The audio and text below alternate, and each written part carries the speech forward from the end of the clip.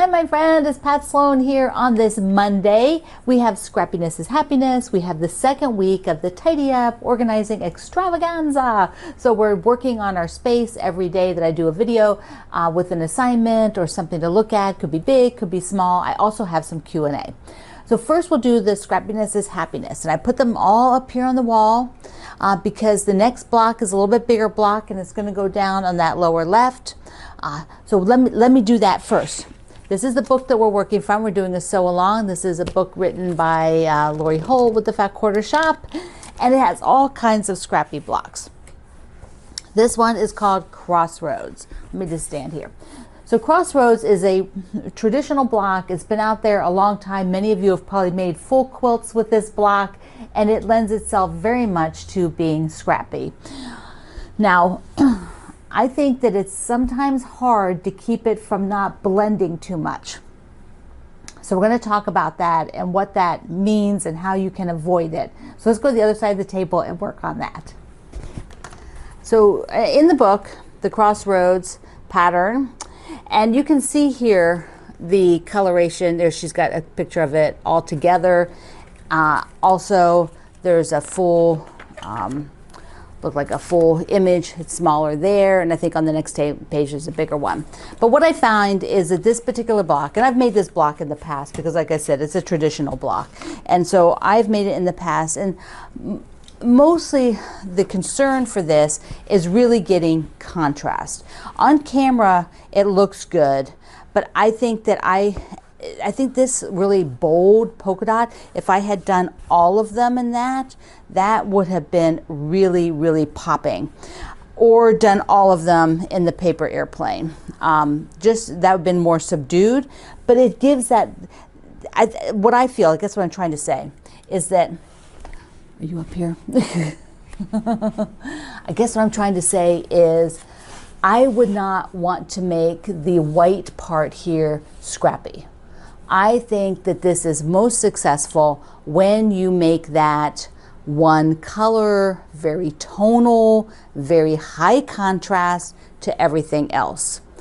So if you're doing a lot of pinks, you know, make this white, make this black, make it purple, make it something that's not pink. You know, you want to have it high contrast to what's going on. If you're doing a lot of medium tone, which is this is a lot of medium tone fabrics. This is dark, right? You can see that, right? This is dark. That's darker, but not quite as dark. This is the darkest one. So everything else is kind of medium. So that means I need to go really light to get that contrast on medium fabrics. So those are kind of my tips for this block. Otherwise it's just scraps, but because I'm using, you can see in her book, the scraps were varied, all different colors. My scraps are very controlled in the blue, the yellow, the turquoise. But even still, it's hard to be sure. You really need to get this, contrast here to make sure this block pops. So let's go back and we'll put it up on the wall.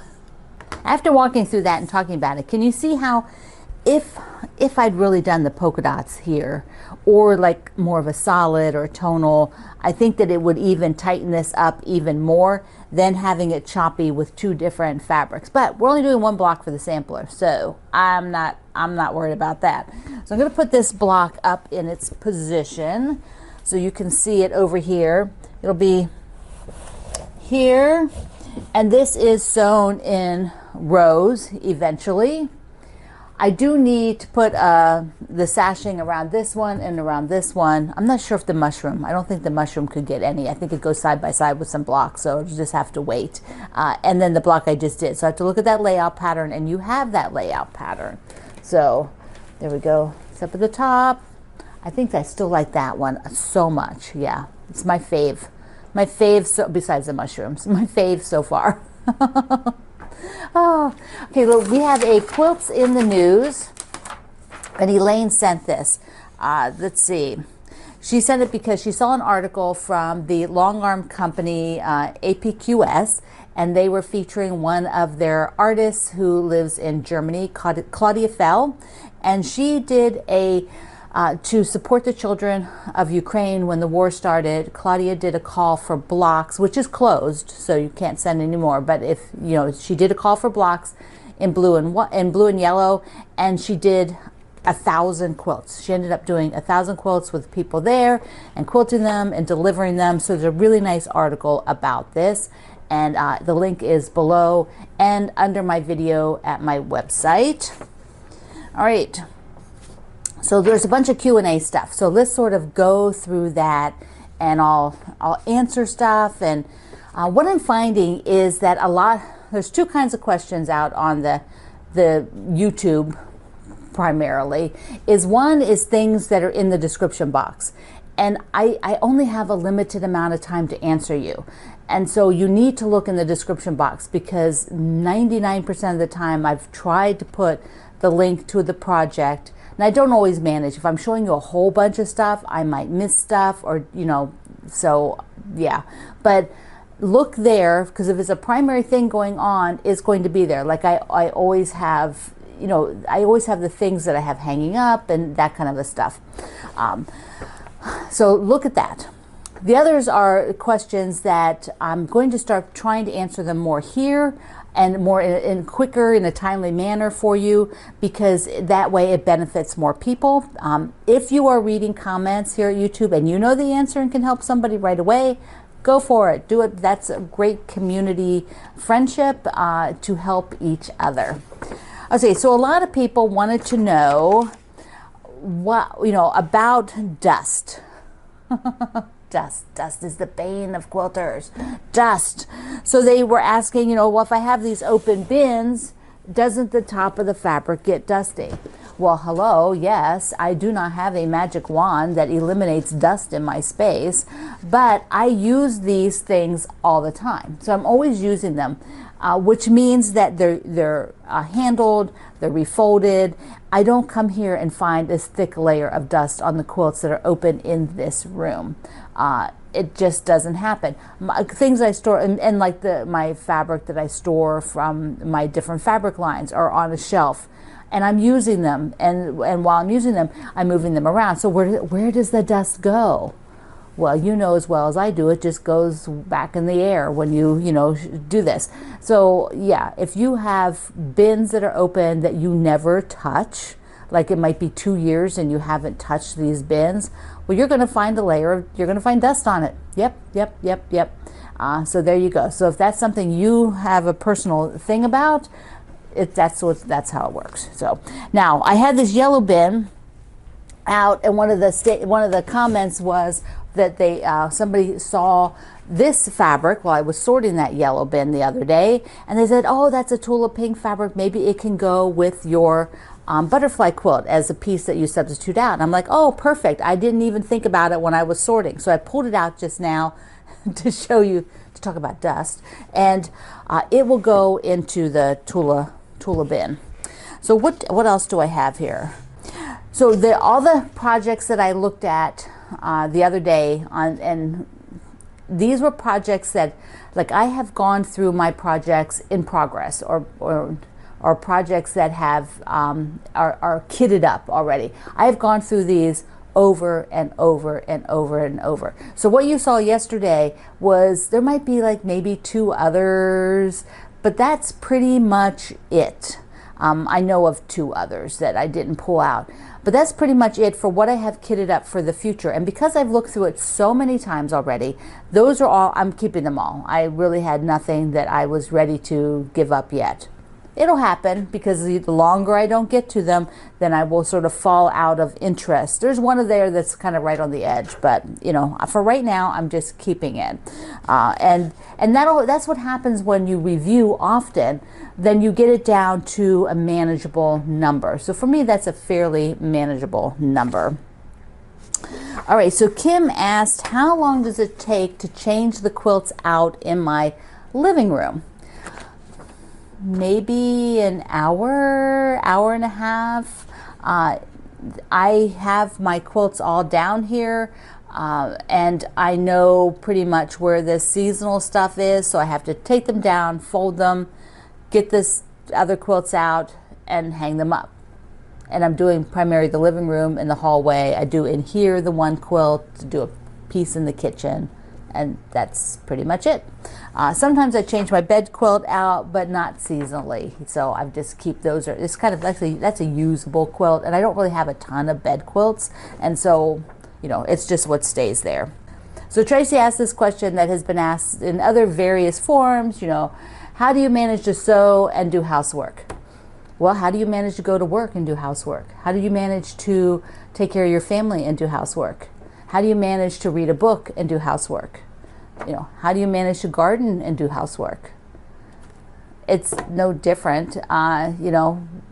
You just figure out what's important to you, and then you make the time. And if you are doing housework so much that you can't fit in a single other thing that's important to you, then take a strong look at that housework that you're doing. Do you really need to do that much? Do you really need to do that often? What are the other people who live there doing to help? So those are my things on that. Denise wanted to know is when I'm going through the fabrics to cut them or to take them to charity, to give the things to charity, do I ever cut the 2.5-inch squares? That depends. It depends on, my bins are pretty full for 2.5-inch squares. So I think I have like certain colors, like if I was doing those colors, sorting them out, I'd probably cut some. If there's small pieces, I'll cut them. But no, I don't take every piece and cut a square out of it. That's just too time consuming, and it makes an awkward piece of fabric for people to be given with a square cut out of the corner. So I don't do that. I don't have time for that. So blue bins, there's a bunch of questions because I forgot to link. As I said earlier, I always try to link, but this is one I didn't link that day when I showed you the whole tower of blue bins, which, ta-da! These are art bins. They're common. They're not unusual. You can get them all the time. So now there's a link below, so where you can get it. This particular one has all of the Tulip Pink kit in it. So the butterfly kit is all in this bin. They also come taller, so watch what you're doing. They have sizes. The page I send you to has sizes so that you are good. You're not going to get the wrong size. Somebody wanted to know where my plant stands came from, so there is a link below to the 2-tier that's round, and then the bench one that's has 3 tiers. All right, so another question that came up is kind of like, how do I decide what fabric I would keep and not keep? And I know that not keeping fabric, deciding that you're not going to keep fabric, is a very difficult one for a lot of you. So a lot of you struggle with that. And if you have the space and you're not overwhelmed by what you have, keep it. I'm not telling you you have to get rid of it. But a lot of people get to the point where they have purchased over the years, or they have been given things. I mean, this isn't stuff you even wanted. It was just given to you, and now you have it, and you have guilt over it, getting rid of it. So you have to do some hard looking at yourself and what your goals are for your hobby.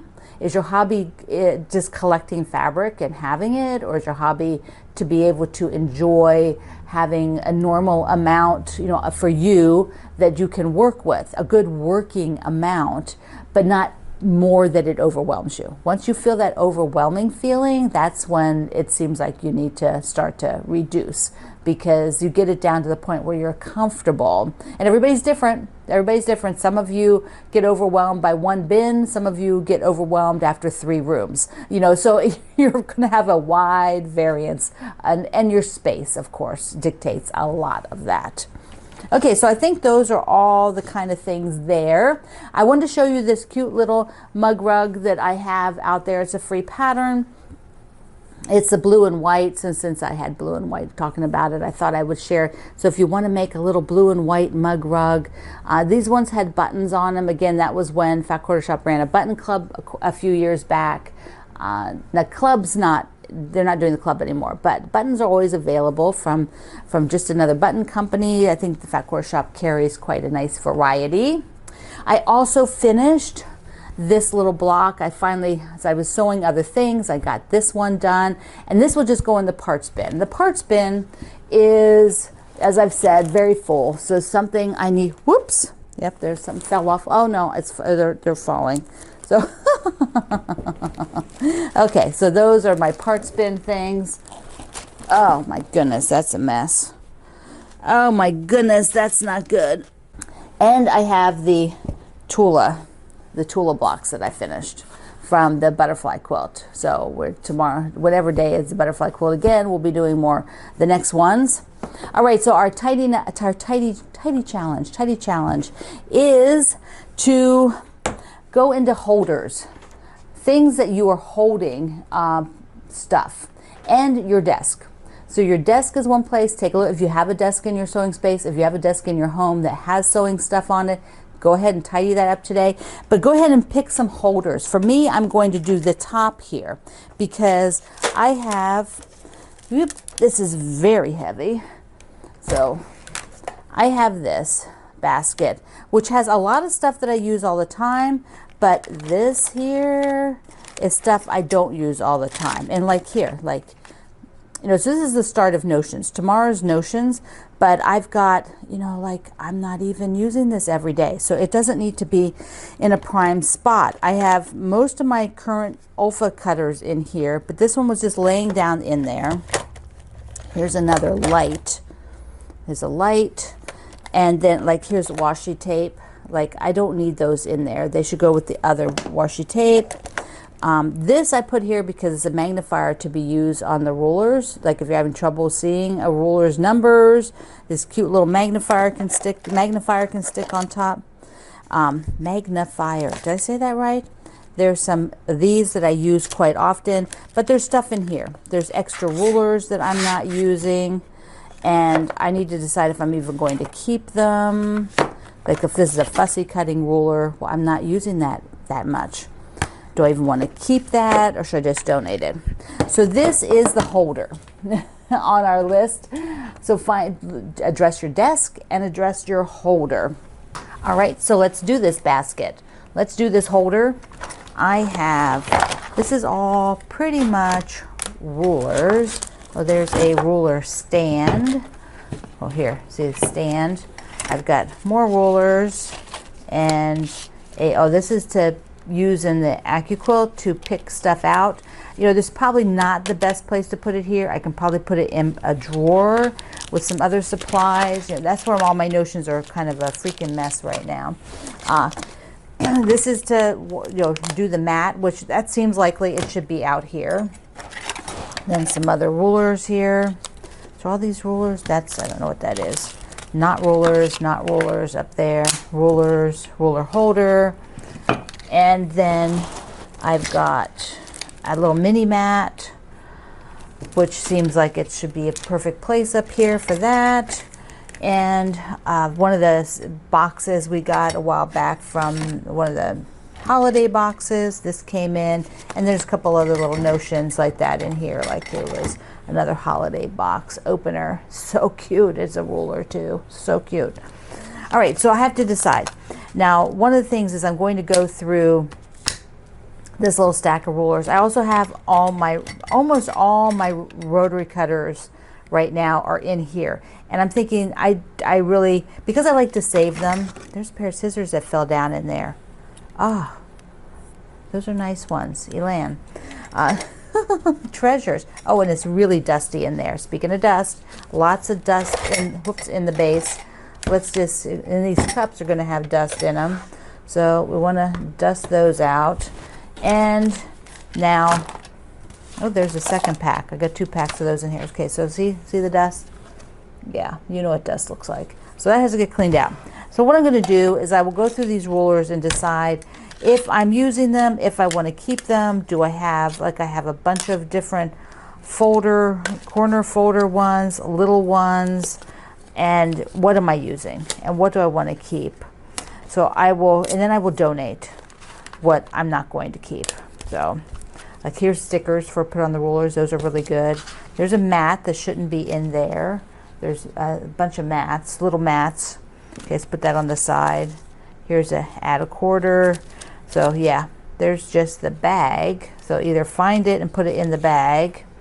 See, I'm gonna go through these. Here's another bag. Find it, put it in the bag. More papers.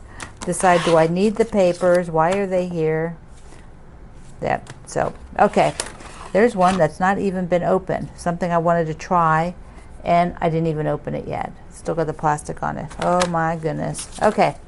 So there we go. So that is what is in this bin, and I will definitely store my, I'm going to trim down, put the rotary cutters, just the ones I'm using, and take these rulers and get them down to a dull roar. They don't need to have all of these here, and I probably don't even need all of them. I'll probably gift them off to the charity group, and they can see if they can use them. You're going to make your Scrappiness is Happiness Crossroads block, and just be aware of contrast. That's the main thing. Just be aware of contrast for these pieces here, so that you get enough contrast. Because up close and personal, I find it hard to see the contrast on this one. It does much better from a little bit of distance. And then work on your tidiness challenge for today. So I love you. Mwah. Thank you for being here in the Sloan Zone. I will see you online.